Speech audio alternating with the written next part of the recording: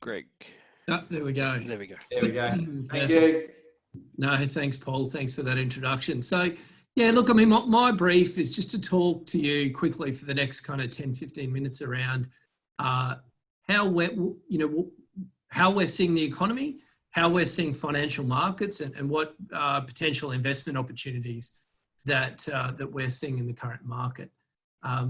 So firstly, when we get to kind of the economic data, there's a range of charts I could have picked, but it doesn't matter whether we're looking at GDP, unemployment, consumer spending, anything like that. You're actually seeing the worst data, the worst economic data in kind of 300 years. And when I say 300 years, clearly Australia doesn't have 300 years of data, but even if you look at kind of English data and the US data, you're seeing really bad economic data.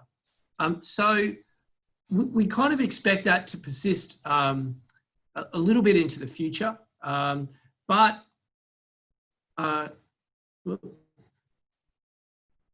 next slide. What we're kind of counselling people, and when people are looking at such bad economic data and then seeing Alan Kohler on the news at night, you'll kind of notice that the data is really bad, but then the share market's kind of going up. And a lot of people struggle to understand that. And so what we're talking a lot about is that this is going to be a recession. So it's actually the first recession Australia will have had for quite a while. But essentially, there are three types of recessions. There are structural recessions, like many of you know the Great Depression in the 1930s. There are cyclical recessions, and a cyclical recession is when monetary policy is too tight and it constricts activity, and the central banks lower interest rates, and the economy picks back up. And then thirdly, have an event-driven recession.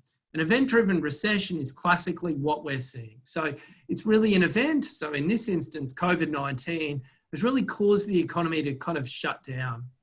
What you do notice when you look at a cyclical versus structural and event-driven recession, is event-driven recessions tend to be far lower in duration.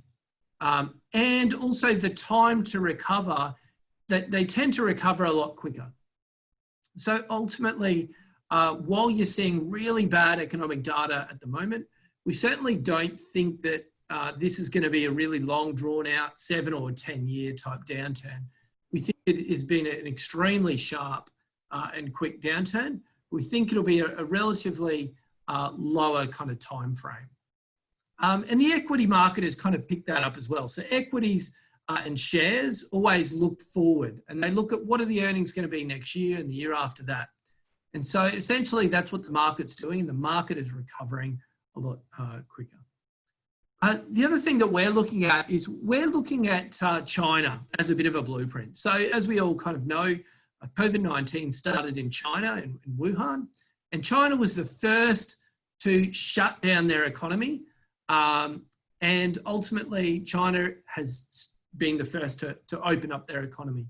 And the latest data from the National Bureau of Statistics show that through April, Chinese industrial production was actually up 3.9% year on year. So that's not month on month, that's year on year, which means that the factories in China are open and they're actually producing more through this April than they did a year ago. Now, the Chinese data is a little bit questionable. So one of the things we also look at, and this chart kind of talks to it, is things like air quality. So we can kind of get a little bit of a sense of, are those Chinese factories operating at productive levels? And you can test that through the air quality of those in China.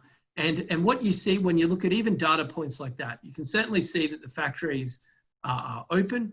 And so the supply chains of the world, we think there's very little risk of that at the moment.